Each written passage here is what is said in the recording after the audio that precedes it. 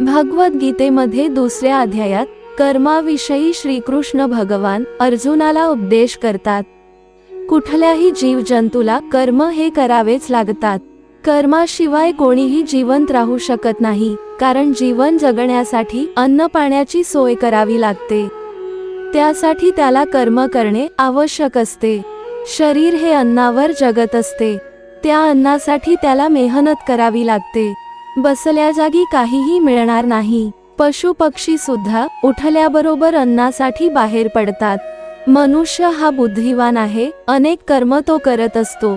त्या कर्मानुसार त्याचे समाजातील स्थान निर्माण होते। एखादा गरीब सुद्धा त्याच्या कर्माने श्रीमंत होतो, तर एखादा श्रीमंत त्याच्या वाईट वागणुकीने किंवा कर्माने भिकारी होऊ शकतो। आपल्याला माहित नसले तरी आपले कर्म, मग ते कोणतेही असो, चांगलेच करावे, कारण पूर्वज सांगून गेलेत, कर्म करून वाटेवर ठेवावे। मग ते कुणी माणसाने जाणू देत किंवा नको जाणू देत, परमेश्वर हिशोब ठेवतो आणि आपल्याला योग्य वेळी त्याचे फळ देतो। कुणा माणसाच्या रूपाने देव केव्हा आपल्या अडचणीत धावून येईल ते सांगता येत नाही। कुणाच्या लग्नकार्याला मदत केली तर आपल्या घरात शुभ मंगल कामे नेहमी विना अडचणीचे होतात। कुणाचे उंबरे पूजावे व स्वतःचे जोडे झिजवावे लागत नाही।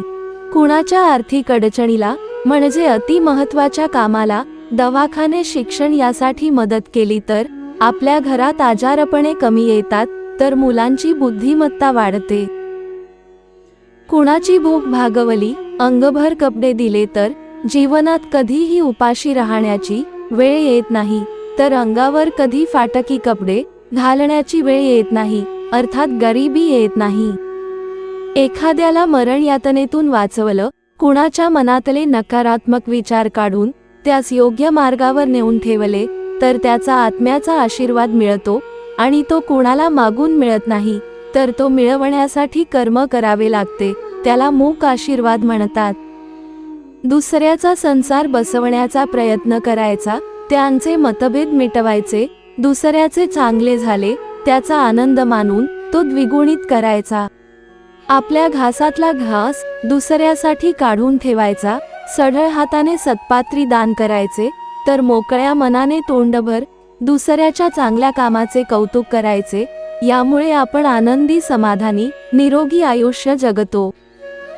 सांगण्याचे तात्पर्य हे की आपले चांगले कर्म आपल्याला चांगलं फळ देऊ शकतात, तसेच आपले वाईट कर्मच आपल्याला वाईट कर्म प्रदान करतात। म्हणून चांगले कर्म करा व चांगले फळ चाखायला दुसरा जन्म घेऊन अवश्य या, कारण आपण जे बीजारोपण करू तेच फळ आपल्याला चाखायला मिळेल। आंब्याच्या झाडाला कधीच संत्री लागणार नाहीत, तसंच कर्माचंही आहे। त्यामुळं वाईट कर्माचं रूपांतरण कधीच चांगल्या कर्मात होणार नाही। वाईट कर्माचं फलित वाईटच निघेल आणि चांगल्या कर्माचं फलित चांगलं। जय श्री स्वामी समर्थ। मित्र हो, ही माहिती आवडल्यास आपल्या प्रियजनांना शेअर करायला विसरू नका। धन्यवाद।